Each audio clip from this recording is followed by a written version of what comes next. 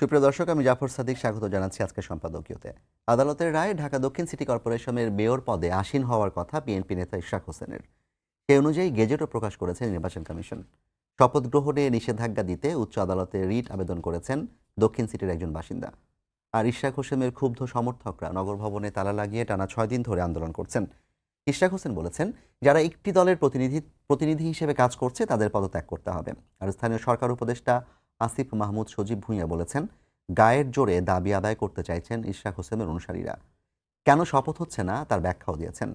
City মেয়রের শপথ গ্রহণ নিয়ে বিতর্ক ও সমাধান বিষয় আজকে সম্পাদকীয়। শপথ গ্রহণে বাধা কোথায়, আর এ নিয়ে আলোচনার জন্য আমাদের সঙ্গে উপস্থিত আছেন অ্যাডভোকেট আবু হেনা রাজ্জাকি, রাজনৈতিক বিশ্লেষক, অ্যাডভোকেট সৈয়দা আসিফা আশরাফি পাপিয়া, সাবেক সংসদ সদস্য বিএনপি, এবং ডাক্তার জাহিদুল ইসলাম, সদস্য সচিব, জাতীয় যুব শক্তি।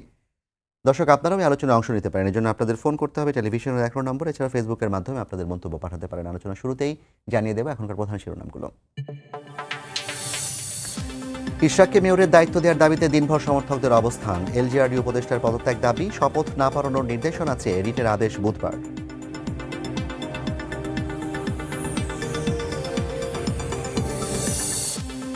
ইশরাক ইস্যুতে নির্বাচন কমিশনের আচরণ পক্ষপাতমূলক অভিযোগ নাহিদ ইসলামের। সংকট নিরসনে স্থানীয় সরকার নির্বাচন দেওয়ার দাবি।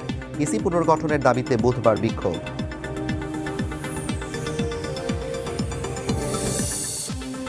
পরিকল্পিতভাবে নির্বাচন পেছানোর ষড়যন্ত্র চলছে, বিএনপির যৌথ সভায় মির্জা ফখরুল। সরকারে কিছু মানুষ ঢুকিয়ে বাংলাদেশকে ভিন্ন দিকে নিতে অপচেষ্টার অভিযোগ।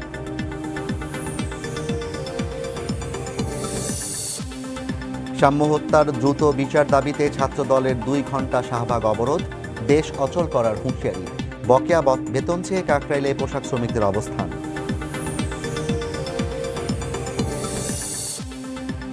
এবং সরাসরি সম্প্রচার হবে জুলাই আগস্টে মানবতা বিরোধী অপরাধের বিচার। ট্রাইব্যুনালের প্রযুক্তিগত প্রক্রিয়া সম্পন্ন। ভিডিও ধারণে লাগবে আদালতের অনুমতি।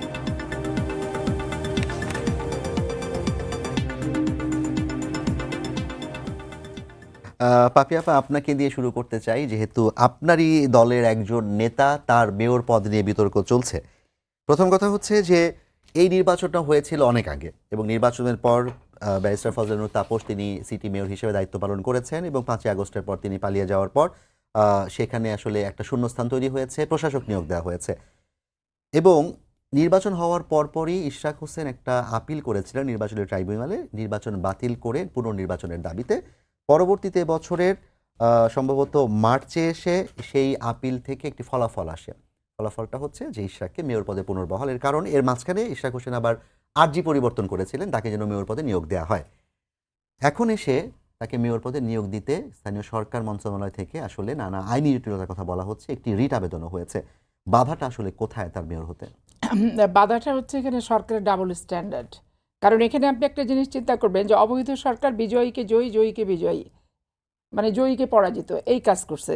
তা এখন ইশরাক হোসেন বলেন, তারপরে ডক্টর সাদাত বলেন, চিটাগংয়ের বিভিন্ন জায়গায় স্থানীয় সরকারের যারা নির্বাচন করছে, আমি এমপি টেমপি উপজেলা এগুলো তো বাদই দিলাম, পৌরসভা, তো সেইখানে যারা বিজয়ী হয়েছে তাদেরকে পরাজিত, আর যারা পরাজিত তাদেরকে বিজয়ী ঘোষণা করছে।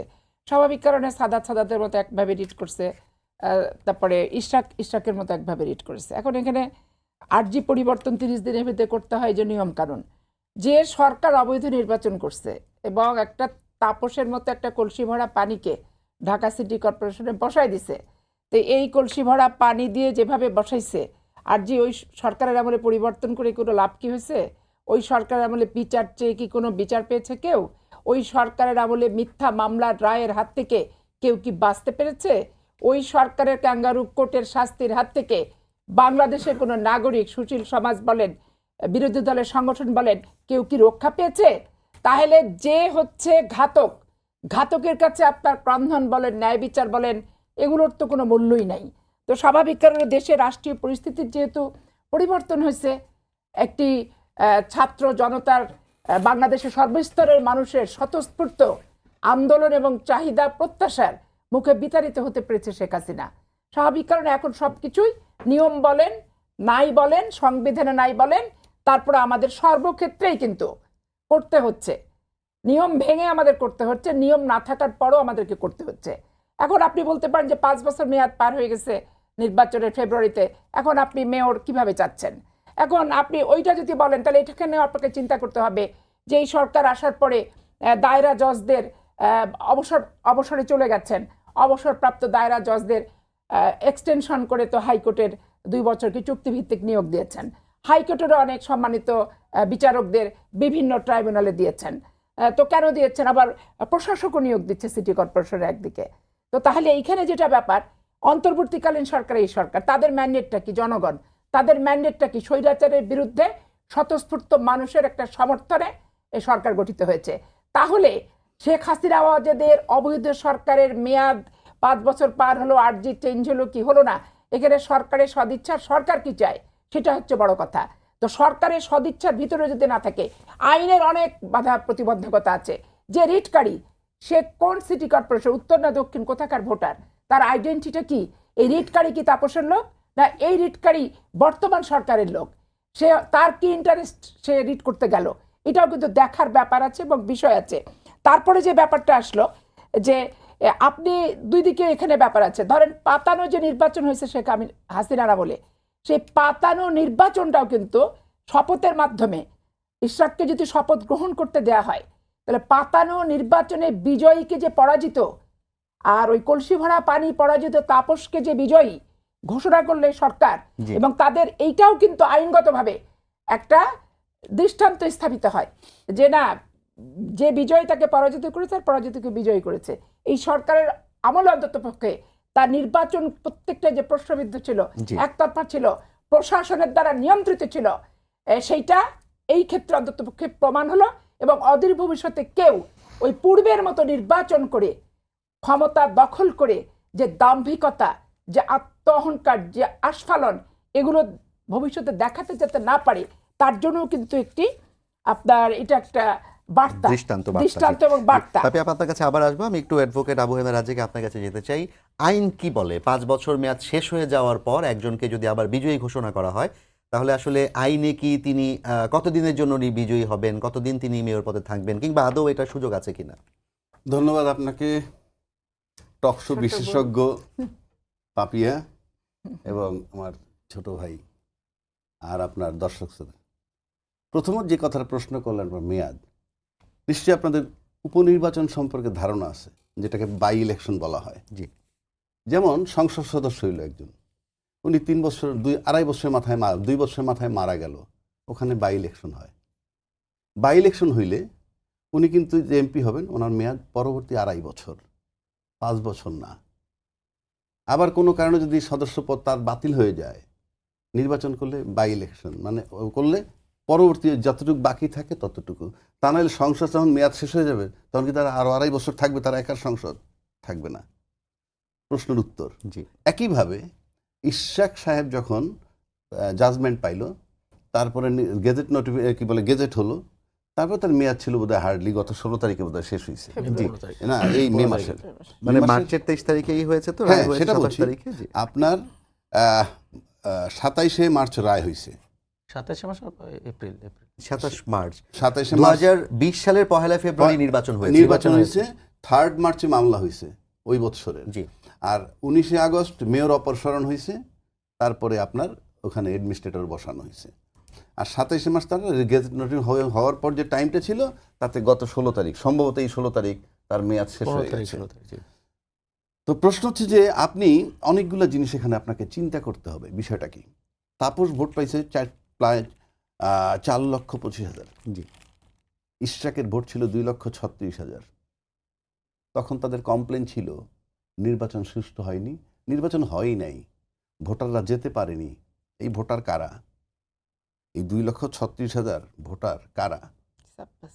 যদি এটা কি বিএনপির ভোটার গেছে? যদি তাই হতে যেতে পারছে। 1, 2, আপনি এই 2,36,000 ভোট, তার মামলাটা কি ছিল? তার মামলাটা ছিল পরিষ্কার, নির্বাচনটা বাতিল করেন, বাতিল করে পুনর্নির্বাচন।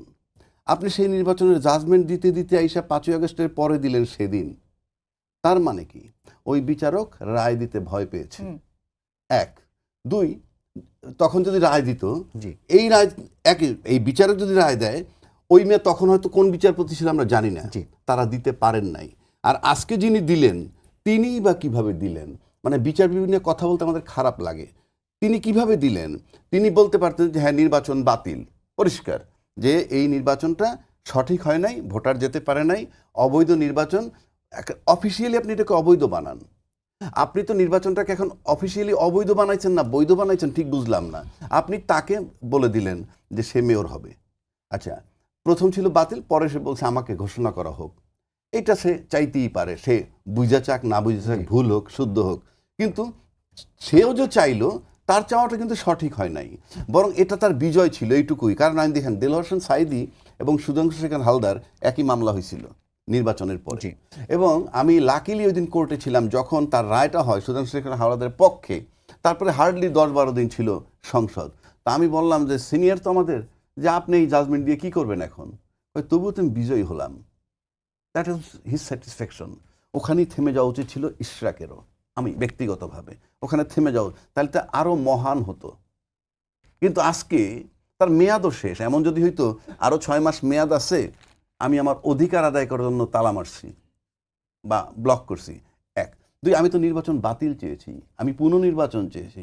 আপনি এই কোর্টের রায়ের উপরে, যে কোর্ট রায় দিল অগাস্টের পর, এবং সেই রায়তে আপনি খুশি হচ্ছেন না, আদায় করতেন, তার মানে হচ্ছে আলটিমেটলি যার পক্ষে যে জাজমেন্টটা যাবে গেলেই তাকে কাছে ভালো লাগে, what ever the way is, যে পদ্ধতিতেই হোক না কেন, ফলাফলটা যদি আমার পক্ষে আসে আমার কাছে ভালো লাগে। কারণ আমরা টকশো করি, আমরা দেখি, এই যে টকশোটা করলাম এর ভিতরে দেখবেন বহু লোকে যাদের পক্ষে যাবে সে আমাকে ভালো বলবে, বিপক্ষে যাবে গালাগালি করবে। এখন আমার প্রশ্ন হচ্ছে, আপনি যদি এই জাজমেন্টটাকে গুরুত্ব দেন, তাহলে আমার এই ভোটারটা কোর্টের জাজমেন্টটা কিভাবে দিল?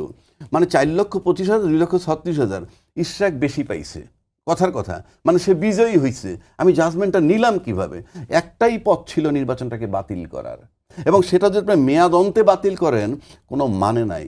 আপনাকে বাতিল করা উচিত ছিল রাষ্ট্রের বৃহত্তর স্বার্থে, এবং এটাকে খুব জরুরি ভিত্তিতে প্রায়োরিটি বেসিসে এই মামলা করা উচিত ছিল।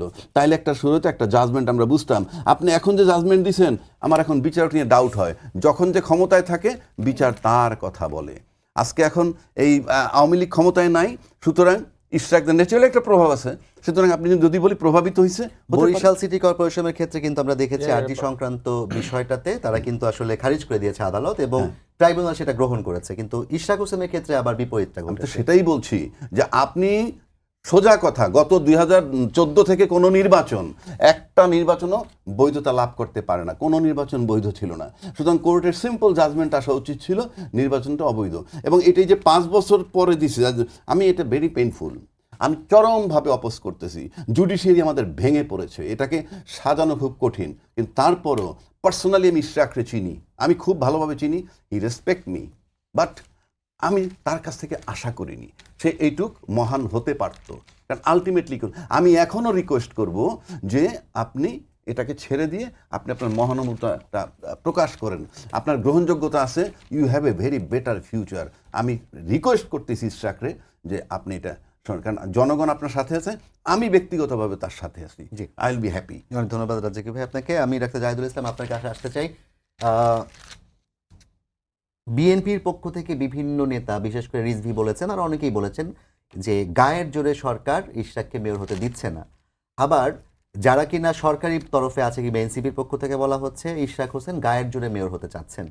আসলে এই যে পাল্টাপাল্টি গায়ের জোর দেখানোর কথা বারবার বলা হচ্ছে, এবং আজকে আমি একটু আগেই দেখলাম যে নাহিদ ইসলাম প্রেস ব্রিফ করেছেন যে নির্বাচন কমিশন নিরপেক্ষ আচরণ করছে না, কালকে সকালে 11টায় নির্বাচন কমিশন অভিমুখে যাত্রা কিংবা একটা আন্দোলন হবে। তো সবকিছু মিলিয়ে এনসিপির অবস্থানকে এনসিপি কি ভাবছে? গায়ের জোরে কি এনসিপি আদৌ বিএনপির সাথে যে গায়ের জোরের কথা বলা হচ্ছে সেই জায়গায় কি অবস্থান এনসিপির? আচ্ছা, প্রথমত ধন্যবাদ।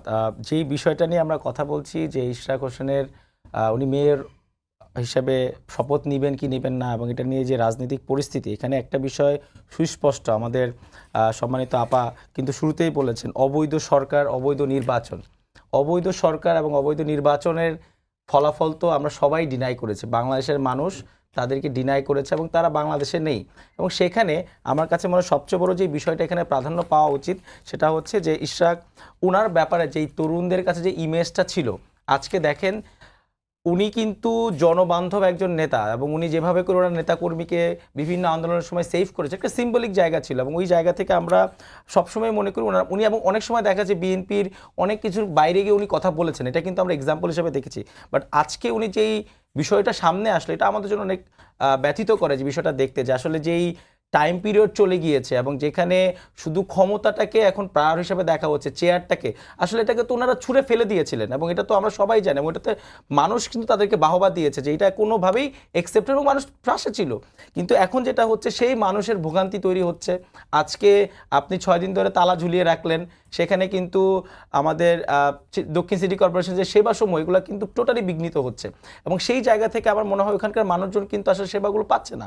এবং সেখানে আমাদেরকে একটা জিনিস বুঝতে হবে যে যদি আমরাও তো বলছি যে বাংলাদেশে একটা সঠিক প্রক্রিয়ার মাধ্যমে সবাই নির্বাচিত হোক, এখানে তো আসলে ক্ষমতার জোরের কোনো কথা নেই, আপনি লোকবলে জনবলের কোনো কথা নেই। তাহলে আমরা যদি স্থানীয় সরকারের কথা বলি যে ঠিক আছে এটা তো একটা স্থানীয় সরকার ইলেকশনের মধ্যেই পড়ে, আমাদের মেয়াদও শেষ হয়ে গিয়েছে, তাহলে আমরা কেন না একটা স্থানীয় সরকার নির্বাচন দেই।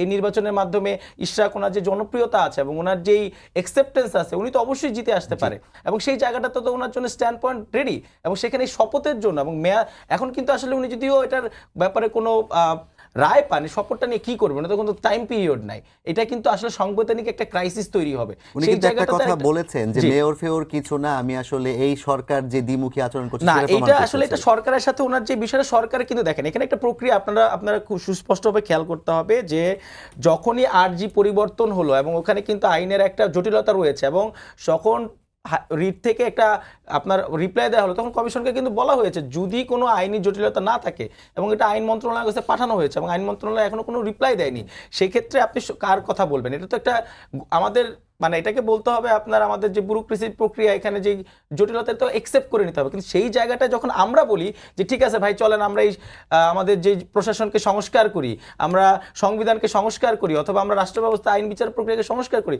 তখন তো কাউকে আমরা পাশে পাচ্ছি না। এটা কিন্তু আমাদের আসলেই একটা বড় চ্যালেঞ্জের জায়গা। আমাদেরকে বুঝতে হবে যে যদি রাষ্ট্রীয় কাঠামোকে ঠিক করতে হয় এটা একটা অপরচুনিটি। বর্তমানে নির্বাচন বা এই যে ওনারা যেটা করছে এটা না করে আমি যদি এক টেবিলে বসে আজকে আলোচনা করতে পারি যে ঠিক আছে যে ক্রাইসিস মোমেন্ট এখানে কোন সমস্যাটা সমাধান করা যায় এবং সেই সমস্যাগুলোর মূল জায়গা হচ্ছে আপনি সংবিধান সংস্কার এবং আইনের সংস্কারটা করেন, প্রশাসনের সংস্কারটা আনেন, জনপ্রশাসন মন্ত্রণালয়ে আপনি সংস্কারগুলো করেন, তাহলে কিন্তু প্রক্রিয়াগুলো আর জটিল হয় না। এবং নির্বাচন কমিশনের যে বিষয়টা আমাদের আজকে আসছে সেটা হচ্ছে দেখেন নির্বাচন কমিশনের কাছে গিয়েছে, তারা কোনো অ্যান্সার দিল না কেন? একটার ব্যাপারে তারা অ্যাকসেপ্ট করে, একটার ব্যাপারে অ্যাকসেপ্ট করে না, তারপর তারাও কিন্তু একটা দ্বিমুখী আচরণ দেখাচ্ছে। এবং সেখানে আমরা কিন্তু বলতে চাই এনসিপির পক্ষ থেকে যে নির্বাচন কমিশন আসলেই কিন্তু পক্ষপাতিত্ব করছে এবং সেক্ষেত্রে কিন্তু তারা বিএনপিকে প্রেফার করছে। দেখেন তার ব্যাপারে কিন্তু তাদের কোনো রায় নাই, কিন্তু বরিশালের ব্যাপারে তারা কিন্তু অ্যাকসেপ্ট করছে। এই বিষয়গুলো কিন্তু খুব সূক্ষ্মভাবে চিন্তা করতে হবে এবং আমরা এখানে দেখতে পাচ্ছি যে আসলে কিন্তু যে ক্ষমতার যে আসার আগেই তারা কিন্তু ওই ব্যবস্থাপনা এবং সেই প্রেসারে এবং একটা জিনিস খেয়াল করতে হবে যে যেখানে গত 5 আগস্টের আগে পুরো সময় ধরে 32টা দিন তারা মাত্র কর্মদিবসে এই তার ইশরাক হোসেনের রিটের ব্যাপারে তারা সময় পেয়েছে, সেখানে গত 4 মাসে 17 বার গিয়ে এটা তার পক্ষে রেজাল্টটা নিয়ে আসে। তার মানে কি ফেভারেবল কাদের পক্ষে? এটা কিন্তু এনসিপির পক্ষে কোনোভাবেই না। তো এখানে আপনাদেরকে বুঝতে হবে ইশরাক হোসেন কেন আসলে এই পদটা চাচ্ছেন। এটা তো আমাদের কাছে যেটা সুস্পষ্ট সেটা হচ্ছে যে দেখেন আমরা যেটা বলতেছি, আমি কিন্তু শুরুতে বলছি উনি একটা সম্মানিত ব্যক্তি এবং ওনাকে তরুণ প্রজন্ম অনেক সম্মান করে এবং আমরা কিন্তু ইন্সপায়ার হয়েছি। কিন্তু আজকে যেটা হচ্ছে যে ক্ষমতার যে চাওয়াটা এটা আমরা দেখতে পাচ্ছি তাদের কাছে, এটা কিন্তু আমাদের কাছে কখনোই কাম্য ছিল না। আপনার কাছে আবার আসবো, পাপিয়া আপা, আমার মনে হয় আপনার কাছে আসার সময় হয়েছে। তাদের বক্তব্য এবং অ্যাডভোকেট আবু হেমা রাজ্জাকেও যেটি বললেন যে ইশরাক হোসেন এই পদটি না নেওয়াটাই উত্তম হবে এবং এটি আসলে আইন সিদ্ধ মনে করছেন না, এনসিপিও মনে করছেন না, তিনিও মনে করছেন না। আমি একটা প্রসঙ্গ টানতে চাই, যেহেতু গায়ের জোরের কথাই আসলো, আসিফ মাহমুদ সজীব ভুঁইয়া বলেছেন যে গায়ের জোরে মেয়র হতে চাইছেন নগর ভবন তালা দিয়ে ইশরাক হোসেন এবং একই সাথে রুহুল কবির রিজভী আহমেদ বলছেন যে সরকার গায়ের জোরে তাকে বাধা দিচ্ছে। গায়ের জোরের প্রসঙ্গে আসার প্রেক্ষিতে শামসুজ্জামান দুদু ভাই তিনি একটি মন্তব্য করেছেন আজকে এনসিপিকে নিয়ে। মন্তব্যটা হচ্ছে যে বিএনপির নেতাকর্মীরা কোট আনকোট, আমি যেমনটা দেখেছি মানে পত্রিকাতে, পোস্ট আপ করে দিলে ভেসে যাবে। তার প্রেক্ষিতে সার্জিস আলম একটা পোস্ট করেছেন যে 17 বছর আপনার এই পোস্ট আপ কর্মসূচি কেন দেননি। এই যে গায়ের জোর খাটানোর যে বিষয়টা, এটি আসলে দেশের জন্য কতটা ভালো হচ্ছে কিংবা আসলে কি কেউ কারোর প্রতি জোর দেখাচ্ছে? গায়ের জোর তো আমরা বারবারই দেখাতে ব্যর্থ হয়েছি। ওনারা বলে 15 বছর গায়ের জোর যদি দেখাতে পারতেন তাহলে তো শেখ হাসিনা পতন হওয়ার জন্য আমাদের লাগতো না। এখন ওনারা আবার বলছে যে গায়ের জোর এখানে খাটাচ্ছেন। তো এদের কাছে তো বলছে, এরাই বলছে আমাদের গায়ের জোর নাই, শেখ হাসিনা বলছে গায়ের জোর নাই, ওবায়দুল কাদের বলছে আমাদের হ্যাডম নাই, এখন আবার বলছে গায়ের জোর। তো গায়ের জোর আমার হচ্ছে, গায়ের জোর দিয়ে আমরা এখন দখল করতে চাচ্ছি। তো সবাই বলছে গায়ের জোর নাই, আবার বলছে গায়ের জোর, তাহলে এটা একটা দ্বিমুখী বক্তব্য হয়ে গেল, গায়ের জোর জোর। আর বিএনপি যদি অবরোধ করে, অনশন করে, আন্দোলন করে, কর্মসূচি করে, ঘেরাও করে, এটা জনজীবন দুর্ভোগ হয়। অথচ আপনারা শাহবাগ থেকে শুরু করে, যমুনা থেকে শুরু করে, কথায় কথায় সরকারের যে মনোবাসনা, সরকারের যে মাথা, সেটা তো আপনাদের মুখ দিয়ে প্রকাশ করছে। এবং আপনারা যখন আন্দোলনের মাধ্যমে সেটা মুখে বক্তৃতা দিচ্ছেন, তখন সরকার তারপরে সেটা বাস্তবায়ন করছে। তাহলে আপনাদের মাথা হচ্ছে সরকার, আর আপনারা হচ্ছেন সরকারের মুখ, আর আপনারা হচ্ছেন এই সরকারের দ্বারা জন্মপ্রাপ্ত সদ্য নবজাতক শিশু, যে সরকার প্রসব করেছে আপনাদের নবজাতক হিসেবে। তাহলে এখানে সরকার, এনসিপির যুব সংগঠনই বলেন, মহিলা সংগঠনই বলেন, ছাত্রী সংগঠনই বলেন, এরা সবাই একজন আর একজনের সাথে জড়িত। এখানে একটার থেকে আর একটা বিচ্ছিন্ন করে দেখার কিছু নাই। এখন আপনি বিচারকরা, ভাই যেটা বললেন রাজ্জাকি ভাই, যে বিচারকরা পক্ষে রায় দিলে খুশি, বিপক্ষে রায় দিলে অখুশি। তাহলে পক্ষে রায় দিলে খুশি, বিপক্ষে রায় দিলে অখুশি, তাহলে শেখ হাসিনার পক্ষে বিচারকরা রায় দিছে, তাহলে এই বিচারকদের তাহলে এখন স্যাক করা দরকারটা কি? হারকিউ ভাইয়ের প্রসঙ্গে এই কথাটা আসবে, তাহলে তো তারা সরকারের মদতপুষ্ট হয়ে দিছে। তাহলে এখন কালকে কি রায় হবে? রায় যদি দেখা যাচ্ছে নেগেটিভ হচ্ছে, সরকারের ইন্টারফারেন্সের ব্যাপারই আসবে। নির্বাচন কমিশন যখন একটা রায় দিল, সেইটা নিয়ে সরকারের কার্যকর করারও কোনো পদক্ষেপ নেই, ডিলে করার পদক্ষেপ আছে। স্থানীয় সরকার থেকে শুরু করে আইন মন্ত্রণালয়ে যে ডিলে হচ্ছে, তাহলে যে দীর্ঘসূত্রিতা। বেগম খালেদা জিয়ার কথা বারবার বলে আওয়ামী লীগ, যে আমাদের সময় এতবার টাইম পিটিশন দিয়েছে, আমরা টাইম পিটিশন মঞ্জুর করেছি। আচ্ছা, মঞ্জুর কেন করেছে আর আমরা টাইম পিটিশন কেন দিছি? তোমার হাত থেকে বাঁচার জন্য। যদি তোমার এই পতন হয়, যদি তুমি ক্ষমতা ছাড়ো, তাহলে তোমার আন্ডারে যে ন্যায় বিচার আমি পাবো না। সেই কারণে আমার যতদূর সম্ভব আইনজীবীরা দরখাস্ত দিয়ে ন্যায় বিচার পাওয়ার যে প্রতীক্ষা, সেটাই কিন্তু প্রতিষ্ঠা করার চেষ্টা করেছে। কিন্তু এই সরকারের আমলে দুর্ভাগ্যজনকভাবে তাদের সুপরিকল্পিত রায়টা আমাদের গাড়ির উপরে চাপিয়ে দিল। আমার ন্যায় বিচারের প্রতীক্ষা নীরবে নিভৃতে দেশনেত্রী বেগম খালেদা জিয়া দীর্ঘদিন যাবৎ জেলখানা, হাসপাতাল আর গৃহবন্দী অবস্থায় থেকে গেলেন। তাহলে এখন বিচারকরা যাবে কোথায়? আজকে আমার কোড আনকোড আমি বলতে চাই, এই সরকারের একজন উপদেষ্টা আছেন, যিনি তার বাসার সামনে দিয়ে রাস্তা, সেই রাস্তা বাদ দিয়ে উনি পিছন দিক থেকে বিশাল বিশাল গাড়ি নিয়ে যেতে পারেন, সেই জন্য উনি নিম্ন আদালতে মামলা করেছেন, সেখানে হেরেছেন। ট্রায়াল কোর্টে মামলা করেছেন, সেখানে হেরেছেন। এখন উপদেষ্টা হওয়ার পর হঠাৎ করে মামলাটা উনি সরকারের পক্ষ থেকে তুলেছেন। 400 জায়গায় ঘাটাম করে দেখা যাচ্ছে 4 নাম্বার আইটেমে চলে আসছে। তাহলে এইটা তো আমি একবারে নাম্বার দিয়ে, তারিখ দিয়ে, দিন দিয়ে, ক্ষণ দিয়ে সবকিছু আমি প্রকাশ করতে পারি। তাহলে আমাদেরকে বলে আমরা ক্ষমতা গেলে আমরা ক্ষমতার অপপ্রয়োগ করছি। তাহলে এই যে উপদেষ্টা 10টা মানুষের বাড়ি ভেঙে ফেলে, বাস্তবিটা হারা করে, তার গাড়ি নিয়ে ব্যাকপথ দিয়ে বাড়ির সামনে যাওয়ার এই যে অভিপ্রায়ে মামলাটি একটি বিশেষ আদালতে তুললেন এবং 400 থেকে 4-এ চলে আসলো। এইখানে আমরা আইনজীবী আমরা বুঝতে পারছি যে এই সরকার কোথায় কোথায় আপনার হচ্ছে ইন্টারফেয়ার করছে। আজকে এই যে গণহারে মামলা হয়েছে, বাংলাদেশে খুন কোন জেলার, কোন ছাত্র, কোন জনতা, কোন শ্রমিক, কোন রিক্সাওয়ালা হয়েছে, সবাই কিন্তু আছে। তাহলে জেলায় জেলায় আপনি ট্রাইব্যুনাল করে বিচারটা যদি সুন্দর করে করতে পারতেন, তালিকাটা আপনার স্পষ্ট হতো। এই যে ঢালাওভাবে মামলা করে কি হচ্ছে, আমরা যেভাবে ঢালাওভাবে মামলার আসামি হচ্ছি, এত বড় ঘটনা ঘটায় এই ঢালাওভাবে আসামি করার কারণে প্রকৃত 350 এমপি, প্রকৃত 350 এমপিরই কিন্তু আসামি হওয়া উচিত। এরা সুন্দরভাবে বিদেশে চলে গেল।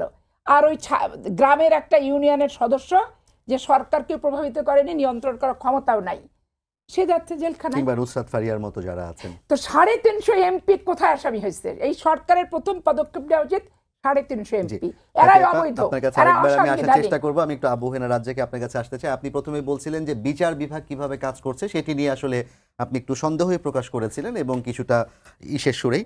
আমি একটু প্রশ্ন করতে চাই, আগামীকালকে এই ট্রাইব্যুনালের রায় দেওয়ার কথা আছে, যদি এই রায়টি বিএনপির পক্ষে না আসে, অর্থাৎ ইশরাক হোসেনের পক্ষে না আসে, এবং তারপর বিএনপির কর্মসূচি যেমন হয় যে তারা এই রায়টি মানছেন না, সেটি কি আদালতের ক্ষেত্রে আরো বেশি কঠিন করে তুলবে কিনা আদালতের কাজ? এটাকে আইনের ভাষা হলো ইনফ্র্যাকচুয়াস হয়ে যাওয়া, মানে এখন এটার জাজমেন্টের নো রেজাল্ট। বিকজ আপনার মেয়াদ তো শেষ।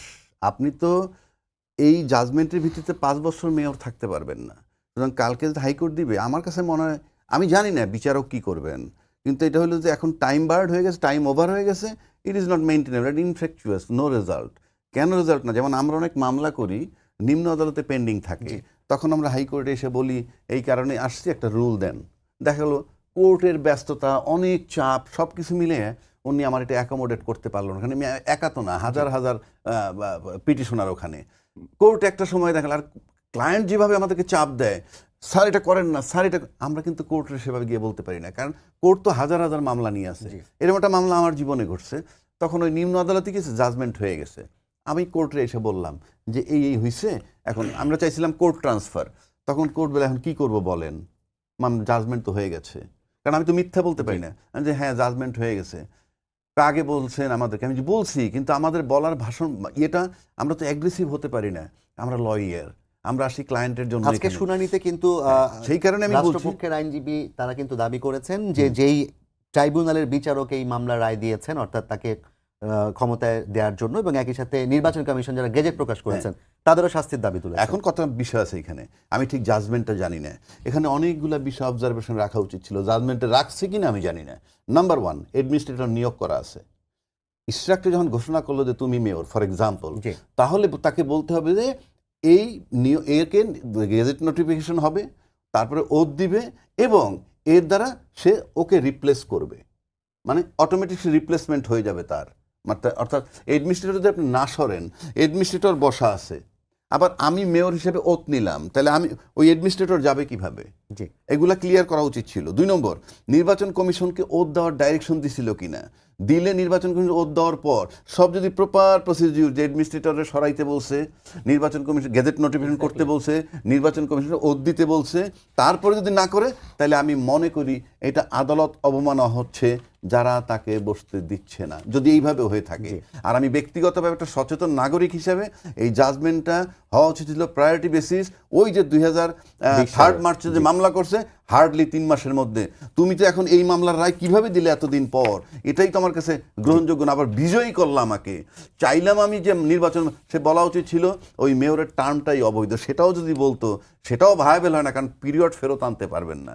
এই যে 9 মাস ইনুস সাহেবরা কাজ করতেছে, অনেকেই বলে অনেক অপকর্ম করতেছে, সব সঠিক করতেছে না, কালকে ইনুস সাহেব চলে গেলেও কিন্তু এই 9 মাস ফেরত আনতে পারবো না। এবং এই 9 মাসে যে যাদেরকে নিয়োগ দিছে, ওই অ্যাডমিনিস্ট্রেটর কিংবা বিচারক কিংবা পুলিশ, সবই কিন্তু থেকে যাবে, শুধু কাগজে কলমে হবে অবৈধ। This is Bangladesh. জি, ভাই আপনার কাছে আমি দেখি আরেকবার সুযোগ পেলে আসবো। ডক্টর জাহেদ, আপনার কাছে প্রশ্ন করতে চাই। আমি জানি না যাচাই করা হয়নি, কিন্তু একটি সোশ্যাল মিডিয়াতে শেখ হাসিনার নাটোরের একজন ছাত্রলীগ, সাবেক ছাত্রলীগ কর্মীর সাথে একটা ফোনালাপ দেখলাম, যদিও আমার কাছে অন্য ফোনালাপগুলোর সাথে মিলিয়ে মনে হয়েছে এটা সত্যই, যে মিছিল টিছিল করা কিংবা অন্যান্য ঘোষণা দেওয়ার বিষয়ে তিনি বলছেন যে এখনই কোনো ঘোষণা দিও না, ঘোষণা দিলে তো বিএনপি জামাত সবাই আবার এক হয়ে যাবে।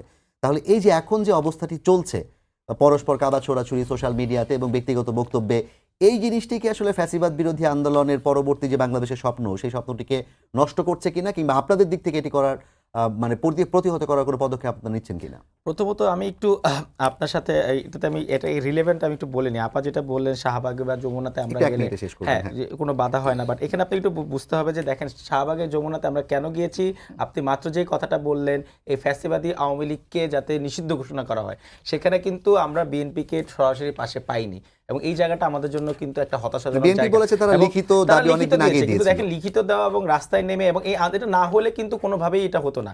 এবং সরকার এটাও কি গায়ের জোরে আদায় করে না, এটা গায়ের জোরে আদায় করে না, একটা কিন্তু আলোচনার জায়গায় ছিল, কিন্তু এটা তো হচ্ছিল না, এবং যদি না হয় তাহলে তো আপনি কি করবেন? এবং সেই জায়গা থেকে আজকে যেটা হচ্ছে যে আপনারা বলছেন তালা ঝুলিয়ে দিচ্ছে, বা এই জিনিসগুলো দেখেন, বিএনপির অফিসে তালা ঝুলিয়ে দেওয়া আছে, এটা কিন্তু একটা স্বৈরাচারী আচরণ ছিল। আমরা কিন্তু অলওয়েজ বলছি যে বিএনপির উপর যে নির্যাতন, যে নিপীড়ন হয়েছে, এটা কিন্তু পক্ষে, তাদের পক্ষে আমরা কথা বলছি, কিন্তু তারা কিন্তু একটা জায়গায় একমত হতে পারছে না যে এই জায়গাটা একটা সুষ্ঠু প্রক্রিয়া দরকার, এবং সেই জায়গাটা তাদেরকে আমাদেরকে পাশে লাগবে। যেই জায়গাটার মূল জায়গা হচ্ছে যে এইভাবে করে যেই ধরনের সংস্কৃতি তৈরি করতে চাচ্ছে, সেটা কিন্তু কোনোভাবে রেসপেক্টেবল জায়গা না। এবং পলিটিক্যাল পারসেপশনে আমার কাছে মনে হয় বিএনপি, এনসিপি থেকে শুরু করে সবাইকে এক জায়গায় আসতে হবে। কারণ না, একটু শেষ করি, আমাদেরকে কোনো না কোনোভাবেই এটা এক জায়গায় একমত হতে হবে যে আওয়ামী লীগকে নিষিদ্ধ না করে নির্বাচন হওয়া যাবে না, এবং তাদেরকে কোনোভাবে বিচার আওতা না এনে না, আওয়ামী লীগ তো নিষিদ্ধ হয়েছে। না, নিষিদ্ধ হওয়ার পথে বিচার এখন শুরু হয়নি, তাদেরকে বিচার করতে হবে। তারপরে আমাদের সময় শেষ। একটা জাহেদ, আমি জাস্ট পাপি না, আপনার আমি কাছে আরেকটা 1 মিনিটে একটু শুনতে চাই,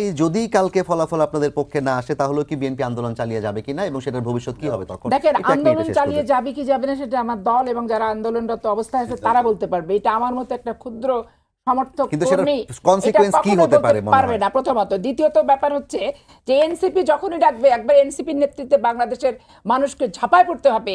এনসিপির এই দাদাগিরি আচরণটাই বাংলাদেশের পলিটিক্যাল নর্মস, কালচার দাদাগিরি এবং আচরণ না, এটা তো আমরা আদব ঐক্যমতের কথা কায়দার বলছি। বহির্ভূত একটা ব্যাপার। আপা, ঐক্যমতের কথা, এটা কিন্তু একটা common জায়গা ছিল। শাহবাগে যখন এই যে শাহবাগের এর আগে শাহবাগের আন্দোলন চলছে, আমাদের জামাত ইসলাম একটা হরতাল ডাকছিল। তো বেগম খালেদা জিয়াকে ভারতের প্রণব মুখার্জি সম্ভবত আসছিলেন, এবং বেগম খালেদা জিয়ার সাথে একটা সিটিং বসের একটা নির্ধারিত প্রোগ্রাম ছিল, উনি যাননি। তো না যাওয়ার কারণ কি, যে আমার সাথে যে জোট আছে, জোটের দল হচ্ছে হরতাল ডাকছে, যে আমি যাচ্ছি না। এইটার খেসারত বেগম খালেদা জিয়াকে, এই দিল্লি এত অসন্তুষ্ট যে এইটার খেসারত শেখ হাসিনাকে দিয়ে যত রকম না, অত্যাচার, দিল্লি নির্যাতন, অসন্তুষ্ট বলতে আপা, এটা সমস্ত এটা তো কিছু পূর্ণ করে, বেগম জিয়ার প্রতিবেশীর উপরে সাথে করা তো হয়েছে। সম্পর্ক অনেক ধন্যবাদ করা অ্যাডভোকেট হয়েছে। সৈয়দ কিন্তু আসিফ এখন হাশেমি, থাকে, পাপি অ্যাডভোকেট আবু বকর রাজ্জাকি, ডাক্তার জাহেদুল ইসলাম, আপনাদের সবাইকে ধন্যবাদ জানিয়ে শেষ করছি আজকে সম্পাদকীয়। সবাইকে ধন্যবাদ জানাচ্ছি। আগামীকাল আবারও দেখা হবে একই সময়। শুভরাত্রি। কত কিছু বলে বেড়ায়।